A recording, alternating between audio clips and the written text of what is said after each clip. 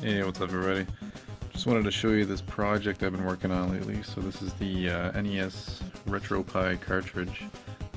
Looks pretty unassuming from this angle, but it's just basically it's an NES cartridge, and it's got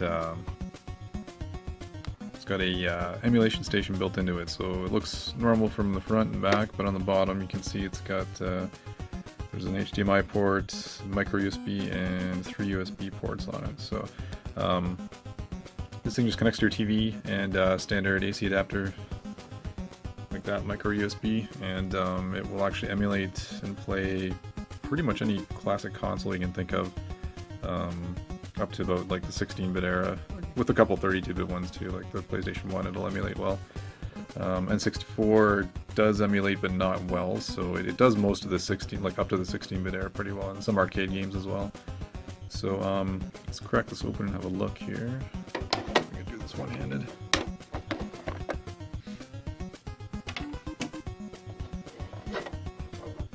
That's the guts of it there. Just pushing this a little better here.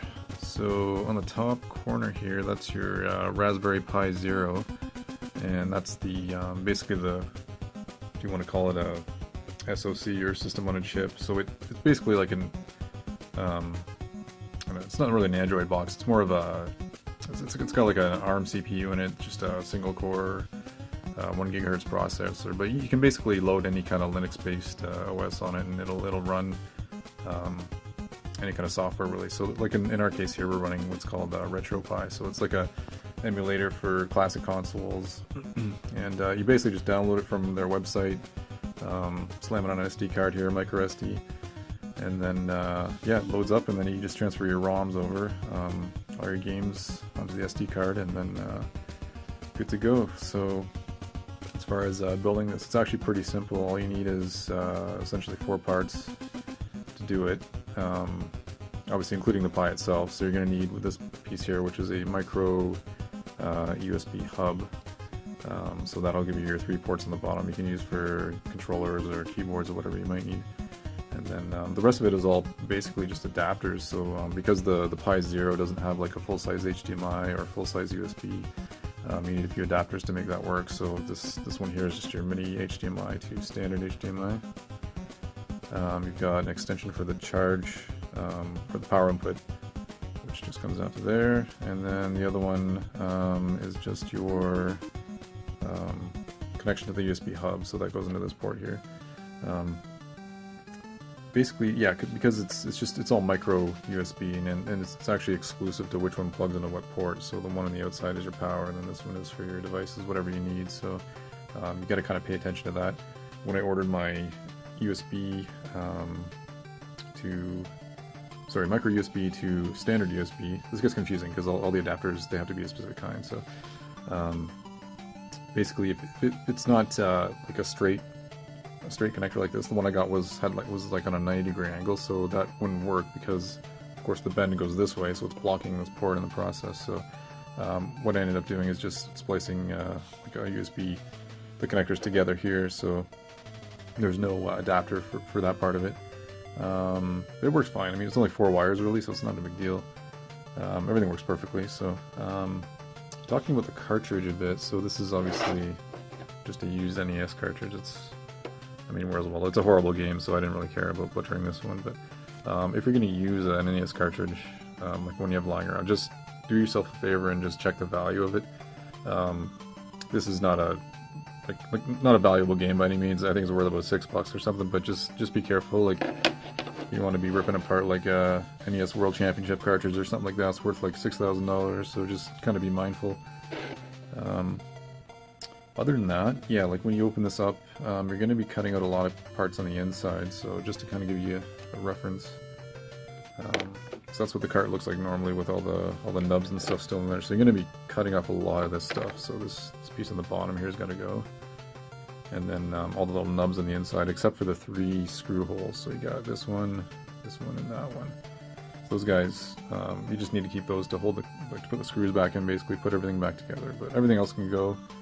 And that gives you plenty of space to move around, move your components around if you need to. So I had to mount the Pi itself on an angle just to kind of get it around this center screw hole here, because I was having issues getting it to line up properly. So that's the only reason that's kind of off kilter there, but other than that it works fine.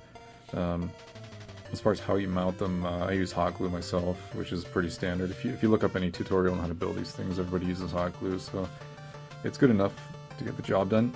Excuse me, but what I did was take a Dremel tool and kind of scuff up the inside of the cartridge a bit to make the glue stick better. So, I mean, especially with the connectors in the bottom, you're going to be plugging stuff in, taking it out a few times, you know, when it's, I mean, obviously you're going to bring it around. For the portability of it, I mean, it's nice to just be able to bring it to somebody's house and just plug it in and play.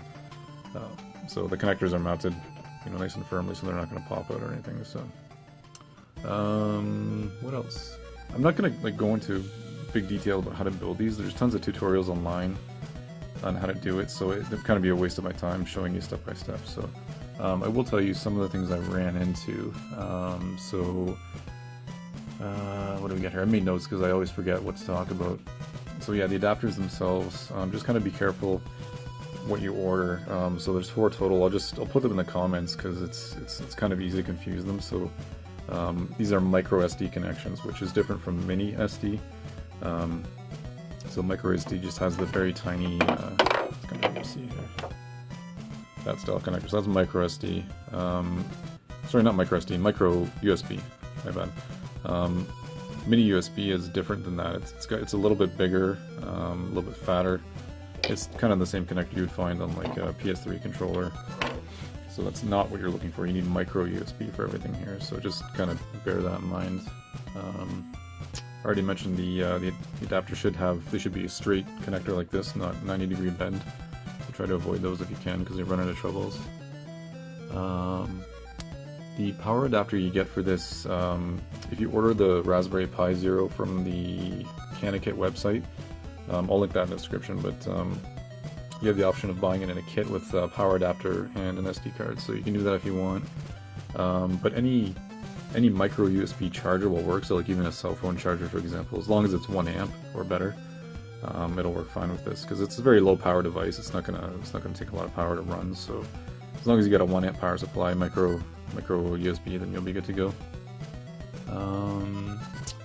Lastly, so for this one, like I actually ordered a label for the front of this, because you can actually find them online. There's actually, it's kind of a random site I found, but the guy actually prints off labels and mails them out. But just it's got a RetroPie design on it, so you're not just looking at Where's Waldo all the time. I mean, it's really up to you. You can leave it as is. It's just, you know, for that. Just, I mean, Where's Waldo? It's, yeah, whatever. Anyways, I'm rambling. So the build process of this is actually very easy, so don't be intimidated by it if you want to try it yourself. Like I said, you just need those basically 4 parts to do it: your USB hub and your 3 connectors, and just hot glue everything down and just arrange the cables as best you can, put the cartridge back together, and you should be good to go. And yeah, from that point on it's all software stuff, so you just got to download the RetroPie image onto your SD card, and that's available from the RetroPie website. And it's a pretty simple process. You just download a small imaging tool to do it, and then once you do that, yeah, you're good to go. It'll do its installation the first time you start it up, and then you can start copying your games over. So yeah, that's about it for the hardware side of it. If you have any questions, feel free to let me know, and I'll do my best to answer. But I'm going to hook this thing up quickly just to kind of show you how it works, and then yeah, we'll talk a little bit more about that in a second.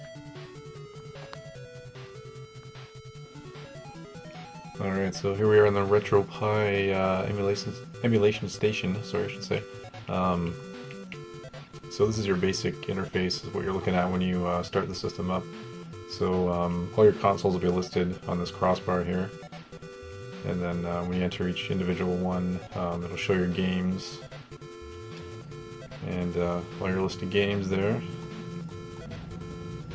I apologize for the capture. I have no way of capturing the output on the Pi directly, so I have to just literally point a camera at my screen right now. So it doesn't look the greatest, but it gives you kind of an idea of what the interface looks like. So I do need to mention that this is actually running on a Pi 3, not a Pi Zero. I've actually bought a Pi 3 since. I did do a video with the Pi Zero, but I shot it on my digital camera. It looked like garbage, so I had to redo it.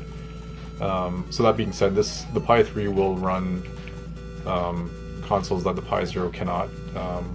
The Nintendo 64 being one of them. So just kind of keep that in mind here. This is actually running on a Pi 3. So, but the interface will be exactly the same. There's no difference really, other than the type of consoles it can run. So, yeah, it's very intuitive, very simple to use. Everything's controlled by the controller that you're using. You can use any USB-based controller. So, like right now, I'm using a Super Nintendo 2 USB adapter. So I'm using my SNES pad, and it works perfectly. It does its best to auto-map the buttons for you, but you can change the buttons if you need to. So I mean, say you're playing like an arcade game in MAME or something like that, and you want to switch the buttons around, you can do that in the in-game menu system. So it's pretty simple to do. It's not rocket science to figure it out. But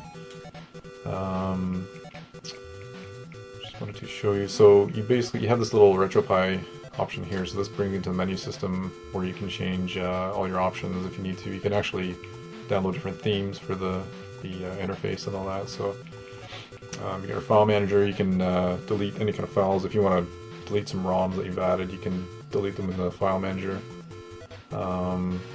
Other things you can kind of tweak. You don't really need to touch much in here, to be honest. It's mostly set up for you when you first start it up. So not too much to do in here other than maybe, like I said, delete some files, add a controller, something like that. But it's not a lot really to do in here. Now the Pi 3 does have Wi-Fi built in, so that is an option for that one, but the Pi Zero does not, so won't be touching that unless you have a Pi 3. So as far as games and the size of the SD card you want to use, it really depends on how many games you think you'll be putting on it. So if you're looking to download like entire libraries of games, you're probably going to want to go like with maybe a 32 gig.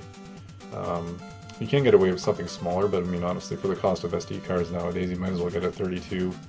It will support up to, I think, a 128 gig, if I remember correctly, but probably 32 is a safe bet. You can fit most libraries on here. You can fit, depending on what you want, you can fit a decent collection of like PlayStation games too, if you like, because obviously PlayStation images are bigger because they're entire CDs you have to download, but it's really up to you. What else was I going to say here? Yeah, the game transferring, the way it works typically is you just use a USB stick. So you copy the games from your computer to the USB stick, and then once you plug it in your Pi, it'll transfer them automatically. There's a bit of a process to it. It's pretty simple, though. You just create a folder on the USB stick, and then it's all automatic from there, pretty much. So that part of it's pretty simple. As far as how well the Pi Zero plays games, you're going to have pretty much any system, like I was saying before, up to the 16-bitter, you'll be fine. Including the Game Boy Advance is actually a 32-bit system, but it runs it well. I haven't seen any issues with slowdown on that. So where you're going to run into trouble is some arcade emulation. So MAME will run an older ROM set, so you can run older games, arcade games. Arcade emulation is kind of a beast on its own, so it's a little bit trickier to emulate games properly. So it does run older arcade games okay. Nintendo 64 and a Pi Zero, probably not going to happen.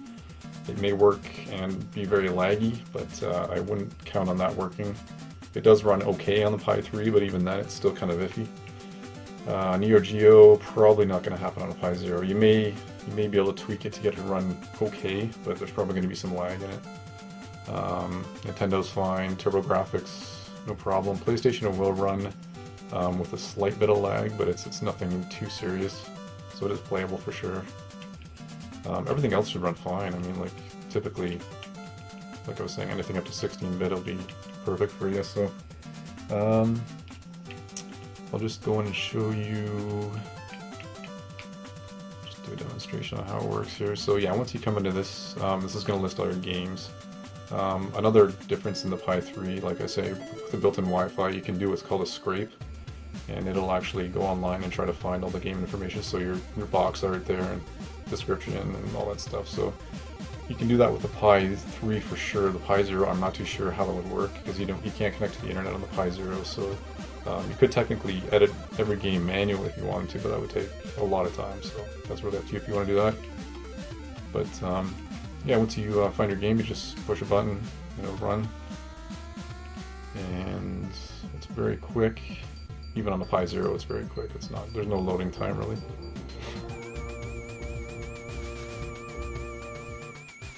Now, one question I had about this was had to do with input delay, so or input lag, as it's sometimes called. So basically, what that means is when you're emulating a game, you're dealing with a bit of a delay. So from the time when you press a button to the time like your character reacts on the screen, for example, there'll be a slight delay because obviously you gotta, your controller's got to be interpreted, by the USB adapter, and then it's got to go into the emulator, and then it's got to interpret that signal, and then obviously emulate the input. So there's basically, can it be anywhere from like, I don't want to say like 100 milliseconds to like 300 milliseconds, which, I mean, for casual play it's not a big deal. You're probably not going to notice. You might notice it more on action-based games where there's platforming, stuff like that, but I mean, for casual play it's probably not going to be an issue for anybody. But for example, if you played it on this and then switched to an actual console, you would definitely feel a difference in the controls. But it's probably not enough to really make a difference for most people. So I'm just going to go ahead and say it runs really well, because it does. Like, most games run perfectly, so. And yeah, I'm not very good at this game, so I'm just going to stop. I'll show you one more game. I'll show you a PlayStation game. To give you an idea. Now, like I said, it does run on the Pi Zero PlayStation games, but there is a slight bit of lag. It runs fine on the Pi 3, but it's obviously much more powerful. You're talking about a quad-core CPU versus a single-core, so it's obviously going to run better. So let's give you a quick demo here. This was like one of my favorite games for the PlayStation. Killer soundtrack, awesome racing game. The loading times, I mean, they're comparable to an actual CD. It's probably a bit faster, but I have no way of doing any direct comparisons, so just give you a quick demo here.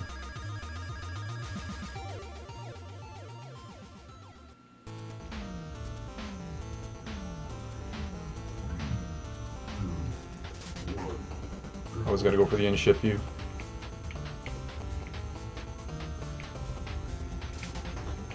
Makes you kind of dizzy, but it's more realistic.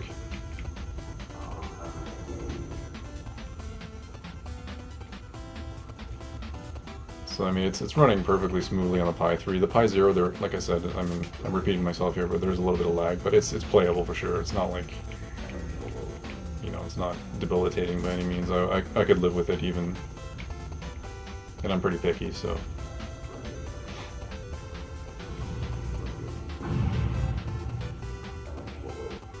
Anyway, you get the idea.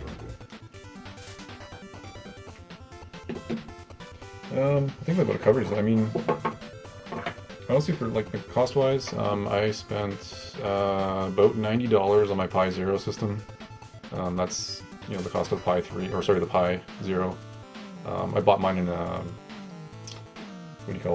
a kit, so it came with an AC adapter and an 8 gig flash card, which ended up using a 16 gig anyways, and I stuck the 8 gig in my phone instead. So, I mean, you can just buy the Pi on its own. It's $5. Actually, I think it's like $6 now. They upped the prices a little bit. So you can buy your Pi Zero. If you've got a flash card already, that's fine. You can use that, micro SD. And you can use pretty much any phone adapter or phone charger that has a micro USB. And as long as it's 1 amp or better, then it'll work fine with this. So you don't necessarily have to buy the kit, but by the time it's all said and done, you buy all your adapters and stuff and the shipping costs and all that. You're probably going to be upwards of $70 to $90 to do it. That's not including the cost of like a cartridge if you need to buy one or whatever. So I mean, you can probably keep it under $100, no problem. And that's, just your time to put it together and all that stuff, loading all your software and all that. So it's not a big deal to do any of that stuff, though. That's the easy part. So,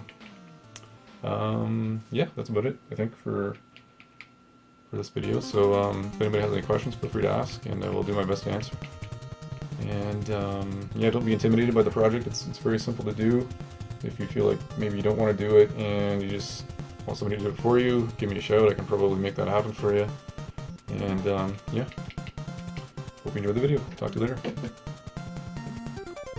Alright, just really quick before I sign off here, my labels came in, so I wanted to show those off. So that's your HiCart 0 label.